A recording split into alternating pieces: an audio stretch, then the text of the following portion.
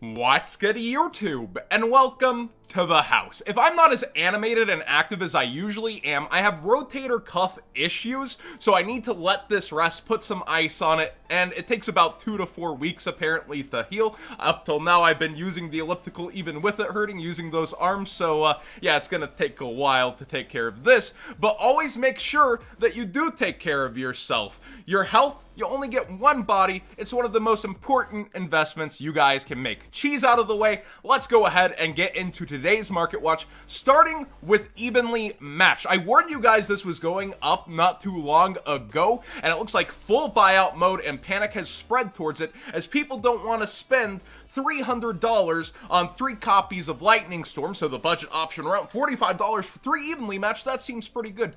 It was pretty good, and people ate it up, and now we're looking at around $30 a copy. Even over on eBay, it's not much better. Ooh, premium Oricas before they're $28 and then $30 as well. I do see this falling back towards $25, and a word of warning. Konami has this habit, this funny habit of, that reprint was so great, let's do it again. We saw it with Card Demise in 2 March sets, and this was reprinted most recently in Dual Power in a March set, so I could very well see it in Dual Overload, perhaps, but if it's not, there is a WCQ season ahead. This is very good in and against Altergeist.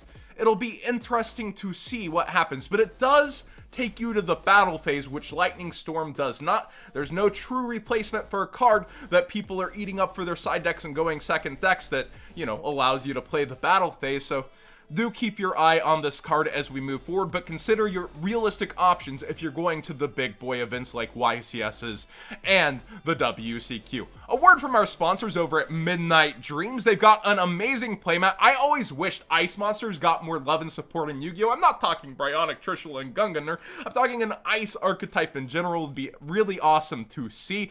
But here he's made Blizzard Princess alongside Frozen Lady Justice. Oh so serious, oh so wacky, and it kind of does have a Frozen feel. But if that's not your speed, I know there's a lot of support coming up and in the current set for Witchcrafter, so you might want to go ahead and get yourself this playmat if you're using one of these decks slash, you know, you enjoy the themality.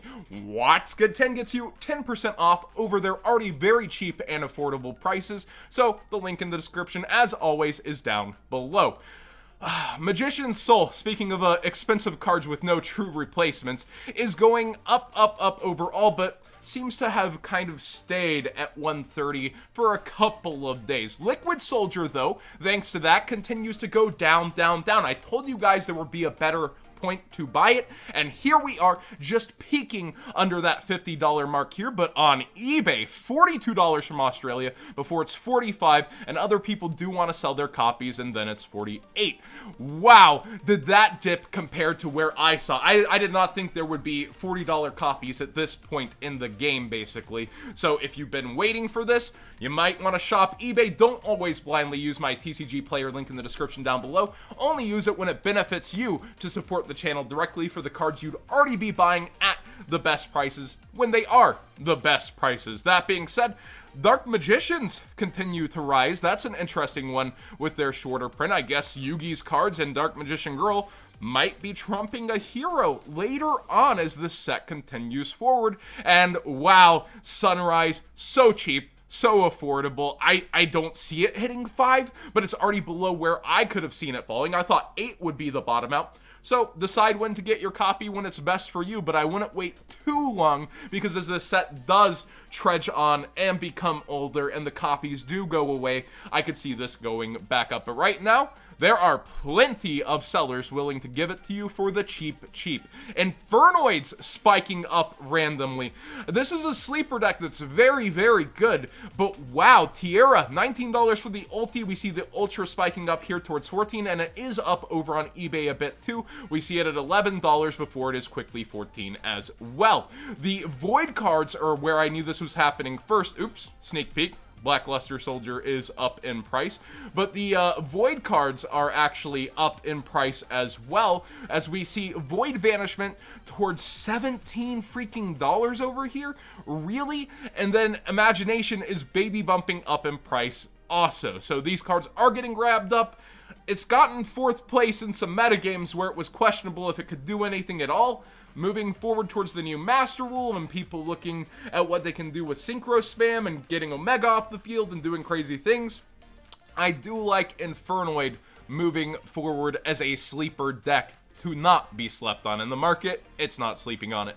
Blackluster Soldier, just like Appaloosa, just like most staple cards, going up and spiking in price right now, but over on eBay, still a lot cheaper than it has been, towards $65 before it is $70. So you might want to consider getting your copies off of eBay if you've been pondering on this card. It seems like meta season is here. It's going to go ahead and take some cards prices up with it, as we've seen it do. But the WCQ, you don't want to be in that building hunting down the cards.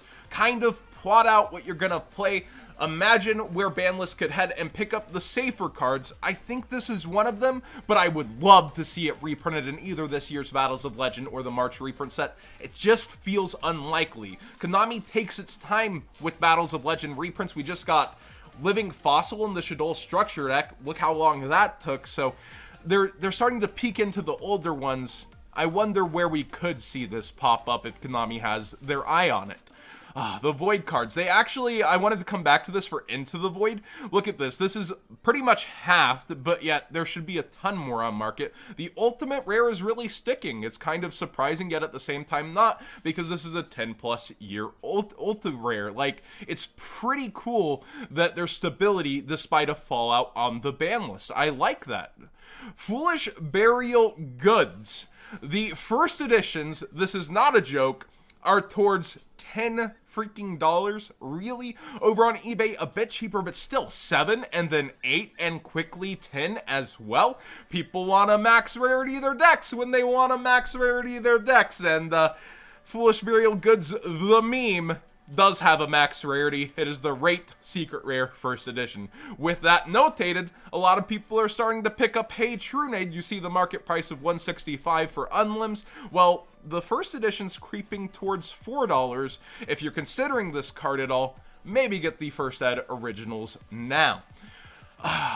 Ignition Assault. I like how this has fallen out, actually. While Lightning Storm is high up in price, almost everything else is going down. Your Adignisters, very affordable, very cheap, and I think they'll continue to do so, especially with the special edition and up quantities on the horizon. But how will those sell? Will it be another Rising Rampage where there's no coolant from the special edition? Or do you think it actually will hit the market? Let me know in the comment section down below. We also see Kaku going down in price very quickly, despite how shorted he is. And then this is the greatest snapshot of how the market works. The Ultras are indeed harder to get than the secret rares for the Plunder Patrol by pull rates, as we've seen, and the market speaks to that as well in terms of just availability. And wow, $10 versus $5-ish. That is so funny that the Ultras are worth almost twice as much as the secret rares. And then this one was the easier to pull Ultra. He's down towards $3. I would still be looking at these cards, considering what you want to do moving forward with them, because at some point towards the next set coming out, Plunder Patrol will get hyped, so keep your eyes on these and buy these at prices that you might be interested in if you think it is going to become a meta deck under the new Master Rule, because it does seem like it goes pretty much everywhere in the extra deck. Maybe they'll go other places as well. Lightning Storm on eBay is not much better. It's towards $105 here, so if you're picking up your copies, there's not really coolant around us. And over on eBay, these are kind of expensive as well and quickly rise up, so I don't know that there's too many copies running around. I have a goal, by the way. I have a goal to one day mail out one card to all 50 states at the same time on the $20 tier here on Patreon. I know that is a pretty high tier, though. It's very ambitious, but you might want to sign up and see why almost nobody has left the $20 tier, where I mail you OCG exclusive stuff in terms of ultimate rares, artwork, or maybe even something a little more random, such as Field Centers and Bandai cards, if you choose this tier. But there are exclusive posts by me about the market, random out there, thoughts about what's going on, and discussions to be had if you sign up for any tier on the Patreon. Thank you guys who are supporting on there and that have been supporting directly. I can't thank you enough, actually. Looking at investments, people keep hitting me up. John, I don't want my cards to get hurt towards the ban list. What should I invest in? Invest. You really got that much money burning a hole in your pocket? Well, look over here at all of these not even available World Championship cards. I personally bought a few of these off of eBay when they were around 80. There's only one seller right now. Core TCG Collectibles, sealed 2011 Worlds packs. I do think these might continue to go up even from here. You can make them an offer if you're getting multiple. When they had them at 100, they accepted my offer of 80 a piece, but that's been a while, and they've only gone up in price and lower quantities. So do consider maybe some sealed product if you got that money burning a hole. Look at Retro Pack. This isn't what I'd be heading towards, but look at how much singular packs can be. This has me staring at the Light and Darkness Power 2 packs, and they have DR4 sealed packs in them, and this seller has a ton of them. I could add over 80 to my cart. So this might be a little piece of Yu-Gi-Oh! History, as DR4 has no unlimited printing, because everything's an unlimited printing, so there's no first edition printing, I should say. But these sealed packs, they could come with shelfware as shown in the picture.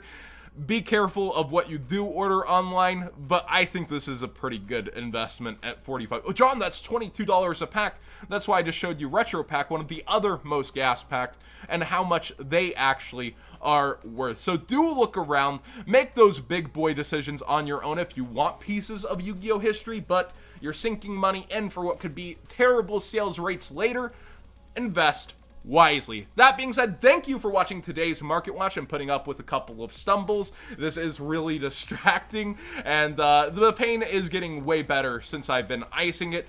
Please subscribe if you haven't already. Check out the Patreon if you haven't gone and looked before. It's something worth looking at, and I'll be updating it more throughout each week moving forward. And check out the Midnight Dreams mats. They're pretty darn awesome. I really love when original artists work in the community, and it almost looks like Gateway to Chaos behind them, but I know that's not it. Thank you for watching, everybody.